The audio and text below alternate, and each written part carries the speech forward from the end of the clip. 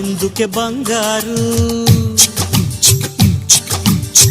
వింటుంటే కంగారు,